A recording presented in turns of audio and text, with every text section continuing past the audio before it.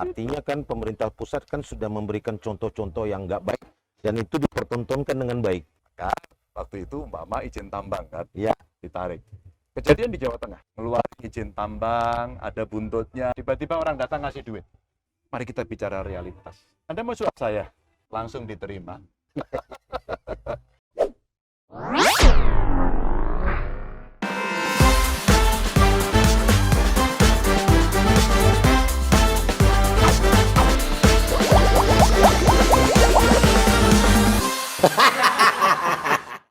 Bismillahirrahmanirrahim. Assalamualaikum warahmatullahi wabarakatuh. Waalaikumsalam. Hari ini hari yang luar biasa untuk podcast Buah YP karena kita kedatangan tamu yang sangat dikenal. Beliau pernah menjadi calon presiden kita. Siapa lagi kalau bukan Mas Ganjar Pranowo. Kita tahu beliau pernah lama hampir 2 periode menjadi gubernur Jawa Tengah dan beliau juga dijadikan oleh beliau PDIP untuk menjadi calon presiden yang akan bertanding waktu itu dengan Prabowo maupun dengan Pak Aniesnya. Alhamdulillah biarpun beliau belum terpilih dan itu belum rezeki, tapi beliau tetap eksis di dunia politik dan memberikan tetap kontribusi pemikiran untuk Indonesia maupun untuk daerah. Nah, hari ini beliau bersama kita di Buah YP yang ada di pemirsa yang ada di Riau. Nah, kita akan diskusi wawancara sama beliau terkait dengan gimana sebenarnya beliau ini.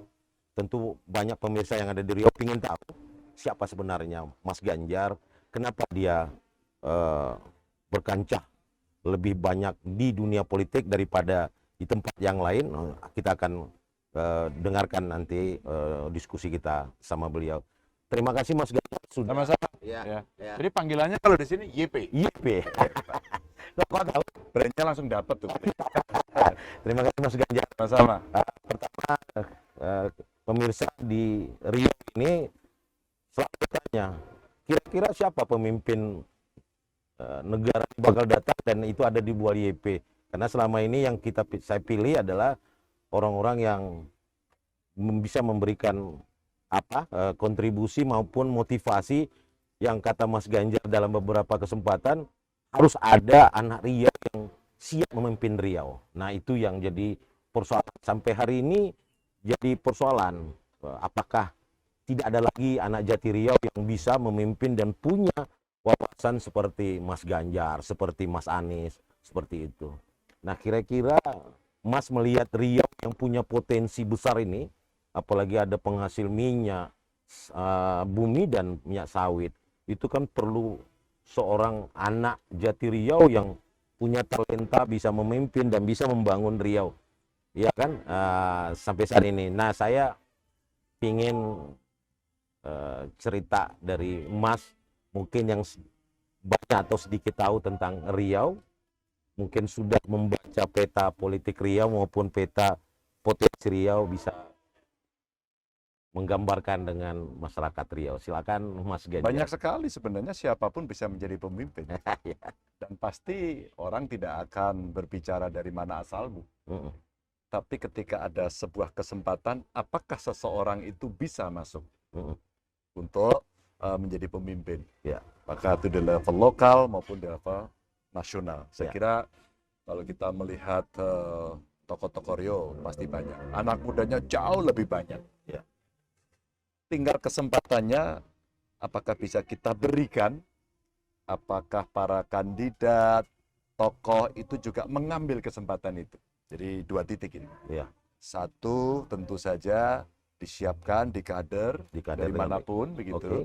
Yang kedua, ya memang ada talenta yang dipunyai dan ada passion yang dimiliki, sehingga orang akan mendapatkan itu. Karena tadi betul saya kira, Riau ini daerah yang terkenal sangat kaya akan sumber daya alam. Tapi rasanya ini akan habis. Ya. Maka dibutuhkan transformasi dari kekayaan sumber daya alam yang dimiliki. Setelah ini diambil, dikeruk, kekayaannya ini harus ditransformasi menjadi peningkatan sumber daya manusia. Oke. Sehingga kalau kemudian inilah yang akan bisa mengelola sendiri dengan kekuatan sendiri sehingga bisa maju. Tapi itu pasti tidak akan cukup. Ya. Butuh integritas. Yes. Butuh governance dalam pengelolaannya. Ya. Butuh spirit anti korupsi. Ya. Agar kemudian orang bisa betul-betul menjalankan itu sesuai dengan amanah. Kalau itu terjadi, tokoh banyak dan bisa kita siapkan itu. Tapi mungkin saya juga orang Jati Riau, ngeliat ini sepertinya apakah memang komunikasi yang kurang atau memang seperti Mas bilang tadi, kita belum banyak menyiapkan orang-orang yang bakal beradu di pemerintah pusat, karena pemerintah pusat sangat-sangat berkuasa penuh terhadap pengelolaan sumber daya, sehingga sebenarnya Riau itu kok kebagian yang kecil, kok kebagian yang sedikit. Kalau dari Dengan sisi itu. orangnya sebenarnya tidak. Banyak kok tokoh-tokoh yang sudah jadi menteri. Kalau dalam kontestasi level nasional, kalau nggak salah Mas Sandi dari sini juga toh keluarganya. Ya. Ini contoh aja yang pernah pada level nasional. Kalau soal besar, kecil, dan bagaimana membagi, itu ada satu cerita kebijakan, Ya. dua cerita negosiasi sampai kemudian melahirkan kebijakan. Ya, negosiasi melahirkan kebijakan. Maka perimbangan keuangan pusat daerah, Nah itu dia. terus kemudian kepercayaan daerah ketika kemudian mesti mengelola. Kan kita nggak boleh lupa pada sejarah reformasi. Ya. Bung YP, waktu reformasi itu berjalan, apa sih agendanya? Ya. Satu, presiden mesti dibatasi masa jabatannya. Ya. Karena waktu itu kolusi, korupsi, nepotisme KKN tinggi, ya. maka anti KKN dibuat. Ya. Lalu apalagi otonomi daerah diperluas. Betul-betul diberikan tuh. Ya. Terus kemudian apa, pers bebas. Ini contoh-contoh yang saya kira publik mesti kita ingatkan. Ya. Apa yang terjadi begitu otonomi daerah? Orang muncul. Raja-raja kecil maksudnya. Ya muncul tokoh-tokoh baru yang tidak suka menyebut raja kecil. Tapi kemudian seolah-olah, maaf, orang yang nyinyir akan mengatakan ini seperti perpindahan korupsinya. Dari pusat ke daerah. Oke. Yang nyinyir begitu. Ya. Padahal memang tidak mudah mengelola itu. Maka saya bilang di depan tadi, mesti butuh integritas loh ya. Ya. Governance mesti ada loh ya. Akuntabilitas mesti ada. Transparansi mesti ada. Seorang pemimpin juga harus berani untuk memberantas itu. Oh iya dong. Sekarang pertanyaannya ketika Mas ngomong akan ada pemberian otonomi. Nah, dalam waktu berjalan otonomi itu sekarang malah ditarik oleh pusat. Iya. Nah, ini apa? Iya. Sebagai Mas pernah dulu Iya. di DPR RI, ada apa di sini, Mas? Iya, sebenarnya mau di pusat kayak mau di daerah kayak rakyatnya diperhatikan nggak? Fakta. Mau ditaruh di pusat, mau ditaruh di daerah, penguasanya korupsi apa enggak? Tolong dipegangi. Maka sebenarnya mau ditaruh manapun ketika kemudian kita membawa amanah itu dengan baik, akan bisa dibagi. Maka akhirnya terjadi political interplay, tarik ulur. Ya. Dikasih di daerah, pusatnya nggak percaya, lu korup juga, ditarik ke pusat kita daerah. Atau pusat yang nggak rela nih, Mas? Enggak, sebenarnya ada cerita-cerita saja. Saya tahun 99 mengikuti. Ya. Bagaimana ketika otonomi di daerah diperluas, terjadi problematik yang ada di sana. Karena baru pertama. Ya. Lalu cerita governance tadi dipertanyakan. Ya. Kalau saya sebenarnya biarkanlah proses berjalan. Ya memang mesti diedukasi dan mesti dicoba. Oke. Yang kedua, masih ingat nggak tahun 99 itu? Ya. Berapa kepala daerah masuk, berapa anggota DPRD masuk. Sampai sekarang masih terus berlanjut kan? Waktu itu dirubah undang-undangnya. Ya. Mulai dari Undang-Undang 2299 jadi Undang-Undang 24 kalau nggak salah ya, 2004 itu.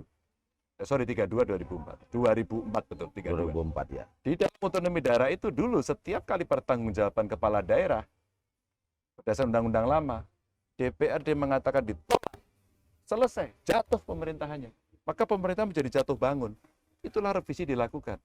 Ya. Maka sejak itu diredam, tidak terjadi lagi. Oke. Pemerintah jatuh bangun. Tapi problem KKN-nya belum selesai. Masih terus berlanjut. Masih terus berlanjut. Maka kemudian diciptakanlah KPK dan sebagainya, maka diciptakan perbaikan sistem. Nah, ini berjalan. Hari ini sebenarnya kita melihat otonomi daerah, oh banyak yang keren loh. Inovasi daerah muncul loh, jangan salah. Oke, kita mungkin waktu itu dia berjalan dengan baik otonomi daerah ketika ada sebuah reformasi. Nah, di tengah jalan hampir semua teman-teman yang dari daerah mulai mereka marah. Kenapa otonomi ditarik kembali ke pusat?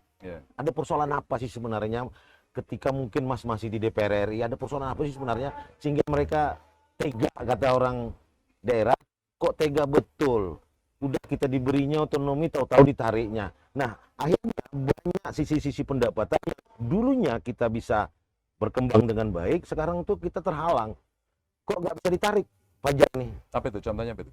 Misalnya katakanlah retribusi ini, oh nggak bisa Pak, karena sudah diatur oleh pusat misalnya.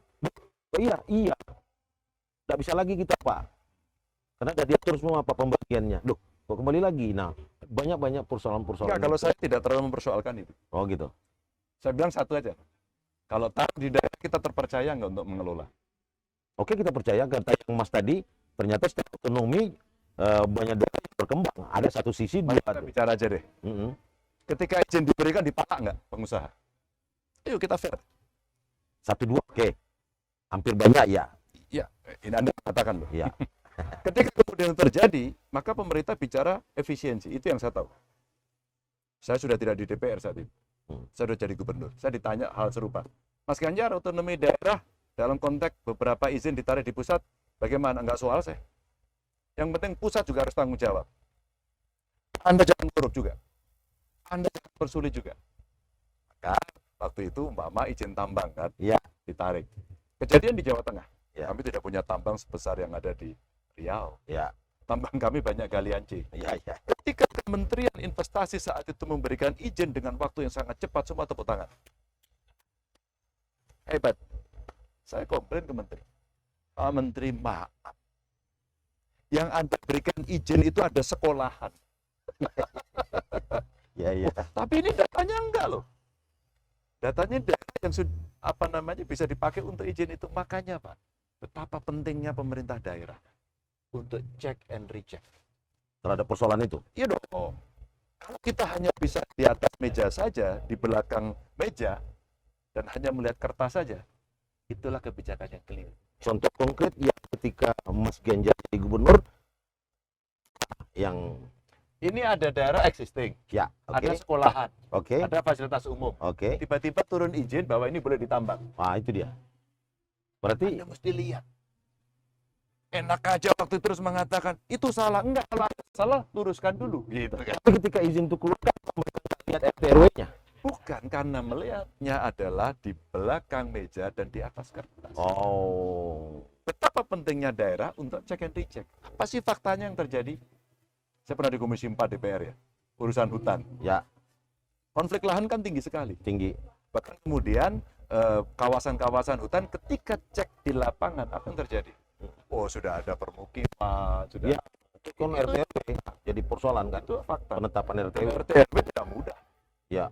Pasti akan ada negosiasi kesepakatan politik dengan mereka existing di situ. Ya. Nah, ini mesti ditarik pada sebuah kebijakan yang dibawa menjadi sebuah regulasi. Sebuah proses yang memang tidak mudah. Tapi sekali lagi, buat saya sebenarnya ketika otonomi itu diberikan, maka siapa yang menerima kewenangan itu, dia mesti punya integritas. Maka mau ditarik di atas di daerah, kalau buat saya sama saja. Maka kalau hari ini, apakah pemerintah pusat tidak percaya? Apa argumentasi pemerintah pusat? Karena banyak yang jadi persoalan, maka kami tarik. Lalu kita yang di daerah melototin juga di atas.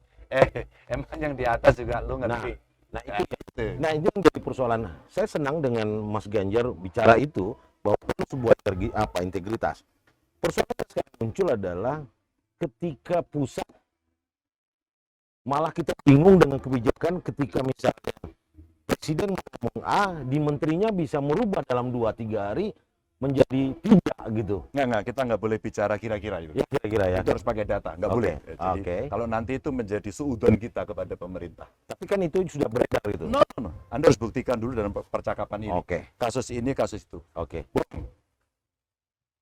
Kita mau bicara apa? Undang-undang Omnibus Law, sebutkan aja. Nah, Omnibus Law, maka orang tahu. Ya. Cipta kerja. Bagaimana kemudian ketika pemberian izin penggunaan tanah sekian tahun, nah baru kasusnya nyata, pasti pendengar tahu.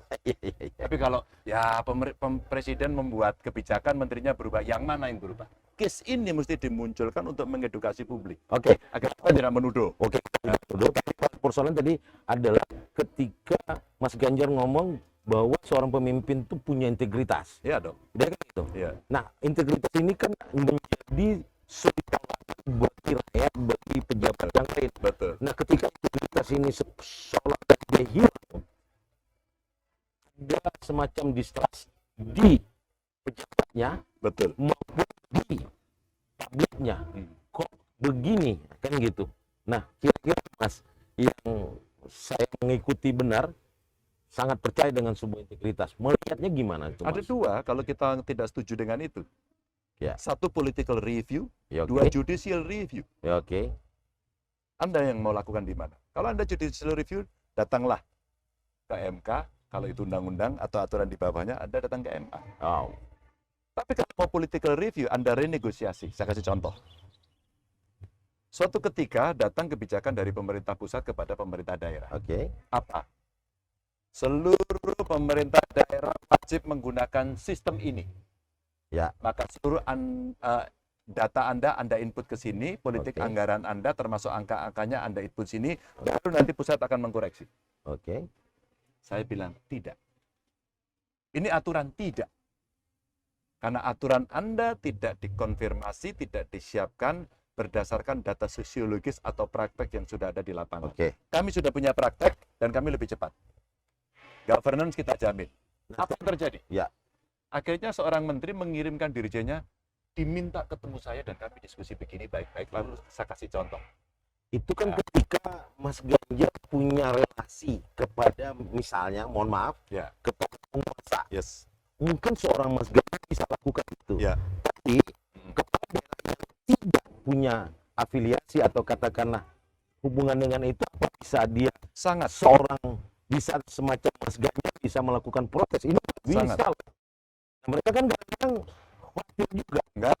Kalau Mas Ganjar mungkin tidak khawatir Enggak. karena memang di backup dengan itu kan. Nah, ini kan jadi persoalan. Saya bertanya, wah, khawatir kita, Pak. Kenapa? Saya bilang, nanti kita dikerjain, Pak. Ini ada beberapa. Enggak. Pak Ganjar punya jaringan. Semua bupati, wali kota, gubernur punya jaringan. Ya, tapi kan tidak sekuat Mas.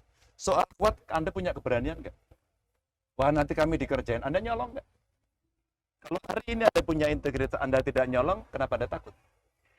Ketika cari-cari, Mas. Kenapa dicari-cari, dilawan? Berapa kali saya dicari-cari? Ya. Kenapa kita tidak melawan? Karena takut. Karena ada persoalan di situ. Karena takut. Bukan, mungkin dia nggak punya persoalan, tapi takut. Nah, itu dia.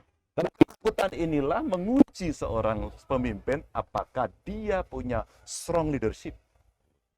Mohon maaf. Oke. Kalau Anda bertemu seorang kepala daerah, Anda tanya itu, Anda penakut sudah, Anda bisa nggak bisa mimpin. Terus ya masalah integritas. Ya, pasti.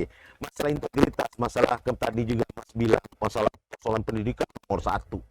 Dia akan menjadikan daerah itu hebat karena soal pendidikan. Apakah ini berhubungan nggak dengan persoalan pendidikan dengan integritas tadi? Apakah memang tidak ada diajarkan di situ atau apa? Ya ada. Mereka lengah. Kan kita pernah sekolah. Ayo, oke. Kan tidak pernah diajarkan, Anda perlu begini, apa Anda perlu begini, kan gitu. Enggak, kita diajarkan kejujuran di sekolah. Ya, tapi kan tidak. Kita diajarkan integritas di sekolah, tapi kita melaksanakan enggak? Kita pernah di pemerintahan, tiba-tiba orang datang ngasih duit. Apa sikap kita? Ada yang diembat, ada yang ditolak. Maaf ya, tapi ada yang ngomong gini, Anda mau suap saya? Berapa pemimpin yang bisa bersikap itu? Oke. Langsung diterima, ditolak diam saja, atau dia ngancep? Anda kategorisasi saja. Mari kita bicara realitas dalam tata kelola pemerintahan hari ini. Yang paling banyak kan diterima, kemudian jadi masalah. Ya. Ngeluarin izin tambang, ada buntutnya, jadi persoalan. Hari ini di media kan banyak tuh Terjadi. ada blok sana, blok sini. Yes. Karena jadi persoalan di sana. Penegak hukumnya berani nggak? Nah, itu dia. Fairness ini mesti berjalan. Artinya hari ini orang semua sedang menggugat. Ya. Kenapa kemudian keadilan menjadi jomplang? Maka ketika kemudian saya bertemu dengan kawan-kawan di UI umpama, terus kemudian Pak Renat Kasali bicara, oh problemnya secara nasional itu bukan problem ekonomi urusan fakultas ekonomi. Memang ada problem ekonomi yang mesti kita bereskan, tapi rumus formula ekonominya banyak sekali yang bisa kita berikan. Problemnya satu, dijalankan nggak? Dua, ada problem politik dan penegakan hukum. Ini yang mesti diberesin dulu. Ya. Kalau kita masih tebang pilih, kalau kita masih mencari-cari, ya, menekan-nekan, kasih takut sama semua orang, tidak. Ini akan memancing kemarahan publik dan memancing perubahan. Tiba-tiba revolusi. Tapi kan artinya kan pemerintah pusat kan sudah memberikan contoh-contoh yang nggak baik dan itu dipertontonkan dengan baik. Nah, orang kan melihat dengan mata telanjang misalnya di Tempo misalnya, itu ngelihat. Nah, kok pusat yang harusnya memberi contoh, nah di kita dipaksa untuk bersih-bersih nih. Nah, kan gitu Mas. Ya. Nah, ini gimana? Nah, ini kan timbul bicaranya orang ini ambivalen ya kebijakannya. Paradoks ya.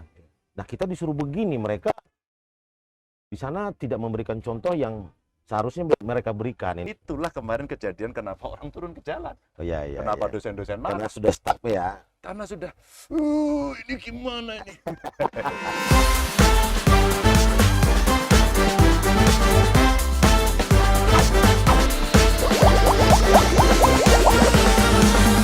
Ha